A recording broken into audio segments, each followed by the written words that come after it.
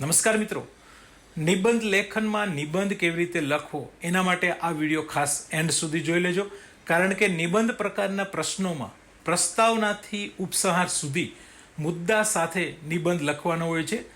નિબંધ શબ્દશઃ આ વિડીયોમાં તમે જોઈ શકશો. આપની પાસે બસ એટલી જ અપેક્ષા છે કે વિડીયો ગમ્યો હોય તો એક લાઈક આપો અને કોમેન્ટમાં 2 શબ્દ લખો. વધુ સમય ન લેતા લેટ્સ સ્ટાર્ટ વિડીયો. નમસ્કાર મિત્રો, આપનું સ્વાગત છે પૂરણ ગોંડલિયા યુટ્યુબ ચેનલ પર, જ્યાં તમે મેળવો છો એજ્યુકેશનલ ડિજિટલ નોલેજ અને રોજિંદા જીવનમાં ઉપયોગી માહિતી સરળ ભાષામાં. સ્વચ્છ ભારત અભિયાન સફળતા અને પડકારો.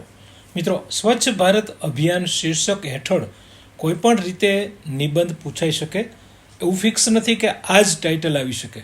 અલગ અલગ રીતે પણ પ્રશ્નો પૂછાઈ શકે. જેમાં આપણે જોઈએ પ્રસ્તાવના. સ્વચ્છતા એ સેવા છે. મહાત્મા ગાંધી. આપણા દેશમાં વર્ષોથી ગંદકી, ખુલ્લામાં શૌચક્રિયા અને કચરાની સમસ્યા મોટી સમસ્યા રહી છે. ગંદકીના કારણે અનેક રોગો ફેલાતા હતા અને દેશની ઇમેજ પણ ખરાબ થતી હતી. આ સમસ્યાનો ઉકેલ લાવવા માટે ભારત સરકારે 2 ઓક્ટોબર 2014ના રોજ સ્વચ્છ ભારત અભિયાન શરૂ કર્યું. આ અભિયાનનો મુખ્ય હેતુ દેશને સ્વચ્છ બનાવવાનો, લોકોમાં સ્વચ્છતાની જાગૃતિ લાવવાનો અને ખુલ્લામાં શૌચક્રિયાને બંધ કરવાનો હતો. આજે આ અભિયાન દેશવ્યાપી જન આંદોલન બની ગયું છે. સ્વચ્છ ભારત અભિયાનની સફળતાઓ જોઈએ તો નંબર 1, કરોડો શૌચાલયોનું નિર્માણ. સ્વચ્છ ભારત અભિયાનની સૌથી મોટી સફળતા ઘર ઘર શૌચાલય બનાવવાની રહી છે. અગાઉ ગામડામાં અનેક ઘરોમાં શૌચાલય ન હોવાથી લોકો ખુલ્લામાં શૌચ માટે જતા હતા. ખાસ કરીને મહિલાઓ અને વૃદ્ધ લોકોને ઘણી મુશ્કેલીઓ પડતી હતી. સરકારે ગામડા અને શહેરોમાં કરોડો શૌચાલયો બનાવ્યા. સરકારના આંકડા મુજબ દેશમાં 12 કરોડથી વધુ શૌચાલયો બનાવવામાં આવ્યા છે. આના કારણે લોકોની જીવનશૈલીમાં પણ મોટો ફેરફાર આવ્યો છે. હવે લોકો સ્વચ્છતા પ્રત્યે વધુ જાગૃત બન્યા છે. નંબર 2, ખુલ્લામાં શૌચક્રિયામાં ઘટાડો. પહેલાં ગામડામાં ખુલ્લામાં શૌચ જવું એ સામાન્ય બાબત માનવામાં આવતી હતી. તેનાથી ગંદકી અને અનેક બીમારીઓ ફેલાતી હતી. સ્વચ્છ ભારત અભિયાન પછી લાખો ગામોને ખુલ્લામાં શૌચ મુક્ત જાહેર કરવામાં આવ્યા. હવે લોકો સમજી રહ્યા છે કે ખુલ્લામાં શૌચ કરવાથી માત્ર ગંદકી જ નહીં, આરોગ્યને પણ નુકસાન થાય છે. જ્યાં સ્વચ્છતા ત્યાં આરોગ્ય કહેવત આજે સાચી સાબિત થઈ રહી છે. નંબર 3, લોકોમાં સ્વચ્છતાની જાગૃતિ. આ અભિયાન પહેલાં ઘણા લોકો રસ્તા પર કચરો ફેંકતા હતા અને જાહેર સ્થળોની સફાઈ અંગે ધ્યાન આપતા નહોતા. પણ હવે શાળાઓ, કોલેજો, સરકારી કાર્યક્રમો અને મીડિયા દ્વારા લોકોમાં સ્વચ્છતાની સમજ વધવા લાગી છે. હવે લોકો કચરો કચરાપેટીમાં નાખવા, પ્લાસ્ટિકનો ઓછો ઉપયોગ કરવા અને આસપાસ સફાઈ રાખવા તરફ પ્રેરાઈ રહ્યા છે. ઘણા વિદ્યાર્થીઓ પણ સ્વચ્છતા અભિયાનમાં ભાગ લઈને સમાજને પ્રેરણા આપી રહ્યા છે. નંબર 4, આરોગ્યમાં સુધારો. ગંદકીના કારણે મચ્છરજન્ય અને પાણીજન્ય રોગો ઝડપથી ફેલાતા હતા. ડાયેરિયા, ટાઇફોઇડ, કોલેરા જેવા રોગો સામાન્ય બન્યા હતા. સ્વચ્છતા વધવાથી આવા રોગોમાં ઘટાડો નોંધાયો છે. આસપાસ સફાઈ રહેતા લોકોનું આરોગ્ય પણ સુધર્યું છે. સ્વચ્છ વાતાવરણમાં લોકો વધુ તંદુરસ્ત રહે છે. સ્વસ્થ શરીર માટે સ્વચ્છતા જરૂરી છે. નંબર 5, મહિલાઓની સુરક્ષા અને સન્માનમાં વધારો. પહેલાં ગામડાની મહિલાઓને ખુલ્લામાં શૌચ માટે અંધારું થવાની રાહ જોવી પડતી હતી. તે તેમની સુરક્ષા અને ગૌરવ માટે મોટી સમસ્યા હતી.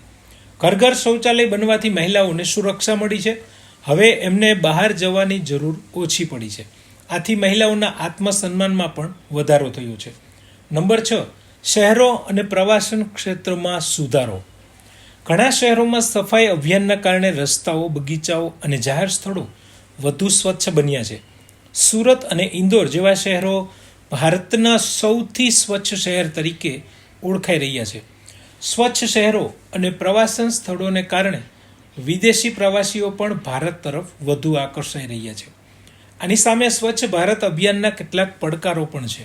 જેમાં સૌથી પહેલાં લોકોની જૂની માનસિકતા.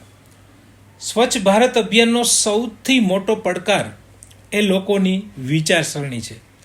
આજે પણ ઘણા લોકો રસ્તા પર કચરો ફેંકે છે, પાન માવો ખાઈને દિવાલો પર થૂકે છે અને ગંદુ કરે છે. જાહેર સ્થળોની સફાઈ રાખતા નથી. ઘણા લોકો એવું માને છે કે સફાઈ રાખવી માત્ર સફાઈ કર્મીઓ અથવા સરકારની જવાબદારી છે. પોતે ગંદકી ન કરવી અને આસપાસ સ્વચ્છતા જાળવવી એ પણ પોતાની ફરજ છે એ સમજાવવાની જરૂર છે. ઘણા સ્થળોએ લોકો કચરાપેટી હોવા છતાં કચરો રસ્તા ઉપર ફેંકી દે છે. આવી આદતો બદલવામાં હજુ સમય લાગી રહ્યો છે. આપણે બદલશું તો દેશ બદલાશે. નંબર 2, પ્લાસ્ટિક કચરાની ગંભીર સમસ્યા. આજના સમયમાં પ્લાસ્ટિક સૌથી મોટો પર્યાવરણનો દુશ્મન બની ગયો છે.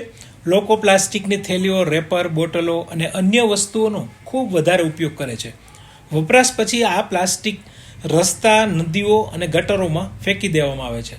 પ્લાસ્ટિક ઝડપથી નાશ પામતું નથી, તેથી વર્ષો સુધી પર્યાવરણને નુકસાન પહોંચાડે છે. શહેરોમાં વરસાદ દરમિયાન ગટરો પ્લાસ્ટિકથી ભરાઈ જાય છે, જેના કારણે પાણી ભરાવાની સમસ્યા પણ સર્જાય છે. મૂંગા પશુઓ પ્લાસ્ટિક ખાઈ જતાં બીમાર પડે છે. પ્લાસ્ટિકના વધતા ઉપયોગને નિયંત્રિત કરવો એ આજની સૌથી મોટી જરૂરિયાત છે. નંબર 3, શૌચાલયોની જાળવણી અને ઉપયોગનો અભાવ. તો સરકારે કરોડો શૌચાલયો બનાવ્યા, પણ ઘણા સ્થળોએ એમની યોગ્ય જાળવણી થતી નથી. કેટલાક ગામોમાં પાણીની સુવિધા ન હોવાથી લોકો શૌચાલયનો ઉપયોગ કરતા નથી. કેટલાક સ્થળોએ સફાઈ ન થવાના કારણે શૌચાલયો બિનઉપયોગી બની ગયા છે. કેટલાક લોકો હજુ પણ જૂની આદત પ્રમાણે ખુલ્લામાં શૌચ કરવા જાય છે. એટલે માત્ર શૌચાલય બનાવવાથી કામ પૂરું થતું નથી, પણ એનો નિયમિત ઉપયોગ અને જાળવણી પણ એટલી જ જરૂરી છે. નંબર 4, કચરા વ્યવસ્થાપનની અપૂરતી વ્યવસ્થા. શહેરોમાં દરરોજ ટનબંધ કચરો ઉત્પન્ન થાય છે, પણ દરેક શહેરમાં કચરાના યોગ્ય સંગ્રહ અને નિકાલની સુવિધા ઉપલબ્ધ નથી. ઘણા સ્થળોએ કચરાના મોટા ઢગલા જોવા મળે છે.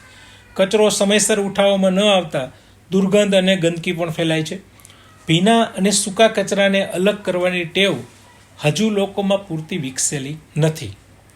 કચરાનું વૈજ્ઞાનિક રીતે રિસાયકલિંગ અને પુનઃઉપયોગ વધારવો આજની મહત્વપૂર્ણ જરૂરિયાત છે. નંબર 5, ગ્રામ્ય અને શહેરી વિસ્તારો વચ્ચેનો તફાવત. મોટા શહેરોમાં સફાઈ અંગે વધુ સુવિધાઓ ઉપલબ્ધ છે, પણ ઘણા ગામડાઓમાં આજે પણ પૂરતી વ્યવસ્થા જોવા મળતી નથી.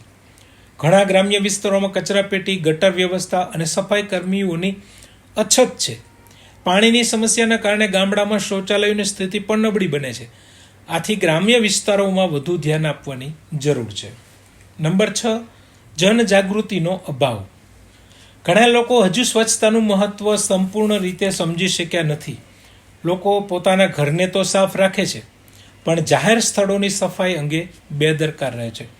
રસ્તા, બગીચા, બસ સ્ટેન્ડ અને રેલવે સ્ટેશન ઉપર ગંદકી જોવા મળે છે.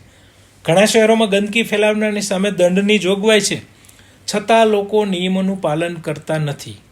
જ્યાં સુધી લોકોમાં દેશની સફાઈ મારી જવાબદારી એવી ભાવના નહીં વિકસે, ત્યાં સુધી સંપૂર્ણ સફળતા શક્ય નથી. લાસ્ટમાં ઉપસંહાર. સ્વચ્છ ભારત અભિયાન દેશને સ્વચ્છ અને સ્વસ્થ બનાવવા માટેનું એક મહત્વપૂર્ણ પગલું છે. આ અભિયાનથી દેશમાં સ્વચ્છતા અંગે મોટી જાગૃતિ આવી છે અને કરોડો લોકોના જીવનમાં સકારાત્મક ફેરફાર આવ્યો છે.